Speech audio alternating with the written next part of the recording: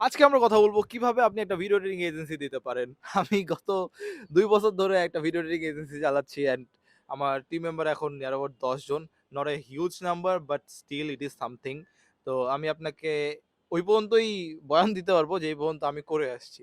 তো সবার ১ম এ শুরু করতে গেলে ১ম স্টেপ আপনার কি হওয়া উচিত? You have to be the best video editor. এখানে কোনো ধরনের কোনো স্ট্রিংস অ্যাটাচড নেই, কোনো ধরনের কোনো শর্টকাট নেই, কিছু নেই। You have to be the best video editor that you know. কারণ আপনার যদি ভিডিও এডিট করার স্কিলই ভালো না হয়, আপনি একটা ভিডিও এডিটিং এজেন্সি চালাবেন কেমনে? অনেকেই বলে যে, "তোমার ভিডিও এডিটিং পারার দরকার নাই। তুমি জাস্ট ক্লায়েন্ট হান্ট করো। তুমি অন্য একজনকে যে ভিডিও এডিটিং পারে তাকে ধরায় দাও অ্যান্ড সে তোমার জন্য ভিডিও এডিট করবে। তুমি জাস্ট মধ্যে দিয়ে টাকা খাইয়া ফেলবা।" This is not how it works. এরকম আসলে অন্য ব্যবসার ক্ষেত্রে এটা হতে পারে বাট এই ব্যবসায় এটা পসিবল না। আপনাকে জানতে হবে অ্যাকচুয়ালি আপনি কি নিয়ে কাজ করতেছেন। 2nd, you have to find people যারা আপনার সাথে লাইফ ডেডিকেট করে দিয়ে কাজ করতে পারবে। In my case, I had my friend, one of my friend, like ও আমার অনেক ওল্ড পুরাতন ফ্রেন্ড এরকমও না। আমরা কলেজে পরিচিত হইছি।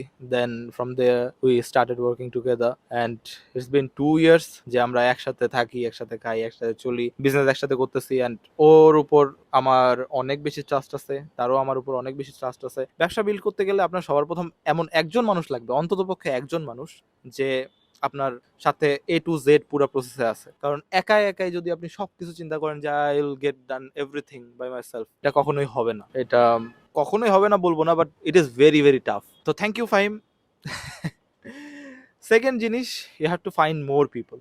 এখন ১ম হচ্ছে আপনি খুঁজে পেলেন আপনার co-founder কে অথবা আপনার ফাউন্ডিং মেম্বারকে। দেন আপনার কাজ হলো আরো মানুষজনকে খুঁজে বের করা, ডেডিকেটেড মানুষজন যারা আপনার সেম গোল শেয়ার করে, সেম ভিশন শেয়ার করে, অথবা সোজা কথায় বলতে গেলে আপনার ভিডিও এডিটর খুঁজে বের করতে হবে। এখনকার মার্কেটের মধ্যে সবচেয়ে বেশি ঝামেলার যেটা সেটা হলো ভিডিও এডিটর পাওয়া যায় না। সবার একই কমপ্লেইন, ভিডিও এডিটর পাওয়া যায় না and which is a real problem. But এটা সলিউশন হলো যে আপনাকে জাস্ট এমন মানুষজনকে নিতে হবে যারা শিখতে খুবই বেশি আগ্রহী, দেন তাদেরকে ট্রেন করে এটা লেভেলে নিয়ে আসে, তাদেরকে pay them very well, pay them what they deserve and they will stay with you forever. আপনি যদি এমন কাউকে হায়ার করেন যে অলরেডি স্কিল আছে, there is a much bigger possibilities যে উনি লাফালাফি করে বেড়াবে এক জায়গা থেকে আরেক জায়গায়, আপনার সাথে থাকবে না। বাট যদি আপনি ওনাকে একদম স্কিল না থাকা অবস্থা থেকে স্কিল থাকা অবস্থায় নিয়ে যেতে পারেন, তাহলে সেক্ষেত্রে আপনার সাথে লাস্ট করার চান্স অনেক বেশি। বাট এই সবকিছু করার মধ্যে আপনার অনেকগুলা অপারেশনাল জিনিসপাতি হ্যান্ডেল করতে হবে। আপনার কাছে মনে হতে পারে যে এখন আপনার বিগেস্ট পেইন কি?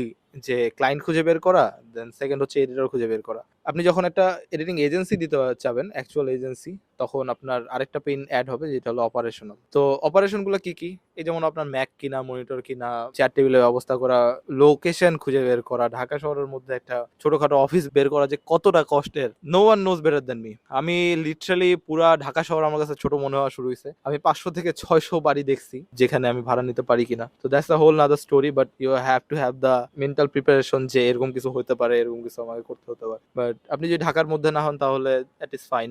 আপনি হয়তোবা সহজে পেতে পারেন। But operation is a still very big thing. আপনার ডেইলি মানুষজনের খাওয়া-দাওয়া এনশিওর করতে হবে। তারা ঠিকমতো কাজ করতে পারতেছে কিনা, পরিবেশ ঠিক আছে কিনা, সবকিছু এনশিওর করা is a huge part of running an agency.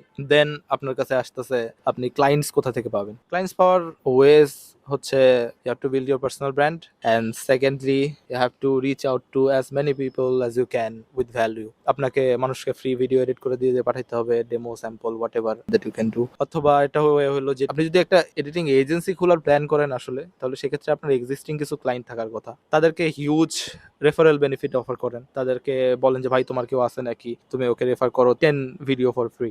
Like it should be a no brainer offer. যেই অফার দিলে যে কেউ না করবে এরকম আসলে সে যাতে চিন্তা করতে না পারে। ও সুন্দর সানসেট হচ্ছে। I like it. এমনিতে তো সূর্যের আলো দেখা হয় না বাট আজকে একটা রিল শুট করা হচ্ছে and I think you guys will enjoy it. This is going to be a banger by the way. এখন হচ্ছে ক্লায়েন্ট গেল, এডিটর গেল। এখন you as a founder or you as a CEO, আপনার responsibilities গুলো হলো টিমটা ম্যানেজ করা এন্ড কনস্ট্যান্টলি গ্রো করার চেষ্টা করা। If you are not growing you are dying. এই জিনিসটা নিজের মাথার মধ্যে একদম ঢুকায় নেন সো দ্যাট আপনি লং লাস্ট করতে পারেন অ্যাকচুয়ালি। তো দ্যাট ইজ অ্যাবাউট ইট। এইভাবেই আপনি একটা এডিটিং এজেন্সি শুরু করতে পারবেন, রান করতে পারবেন। It is a bit complicated to run. When আপনি মাঠে নামবেন তখন আপনি বুঝতে পারবেন যে আসলে কি আরো অনেক চ্যালেঞ্জেস আছে। এটা হলো ওভারঅল গাইডলাইন। আমি জানি একটু জেনেরিক কথাবার্তা বলছি, but if you guys want me to go deep on this topic, let me know. But again I am not an expert, আমি এখনো নিজেও খুবই স্ট্রাগলিং, আমি এখনো নিজেও ফিগার আউট করছি স্টাফস।